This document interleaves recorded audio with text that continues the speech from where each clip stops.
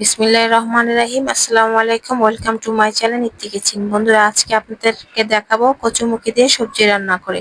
চলুন বন্ধুরা, শুরু করা যাক। এখানে আগে থেকে কচুমুখী আমি কেটে ধুয়ে রেখেছি। এখানে আছে কিছু লুইবা আর কাঁকরোল।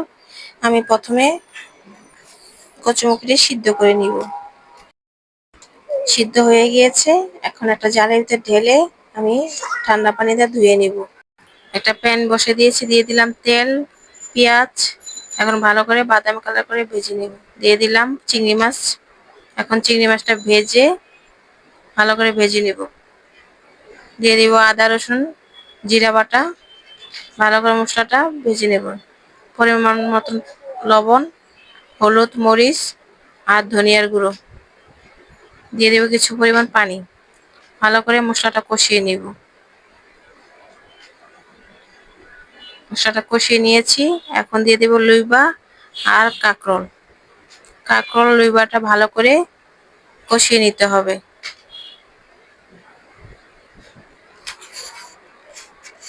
এখন দিয়ে দেব আগে থেকে সিদ্ধ করা কচুমুখিগুলি। ভালো করে মিশিয়ে নেব। ঢেকে দিব। 2 মিনিট পর ঢাকনাটা সরিয়ে আবার নাড়াটা দিব। আবার ঢেকে দিলাম। পানি উঠে গিয়েছে। কিছু কাঁচামরিচ দিয়ে দিলাম।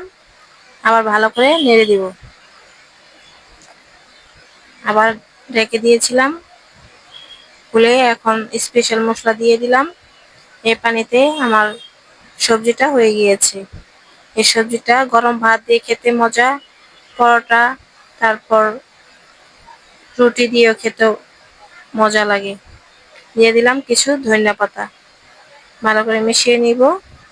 আমার রান্নাটা হয়ে গিয়েছে, এখন নামিয়ে নিব। বন্ধুরা, আমার রান্নাটা যদি ভালো লাগে থাকে তাহলে লাইক, কমেন্ট, সাবস্ক্রাইব ও শেয়ার করে আমার পাশে থাকবেন। Thank you.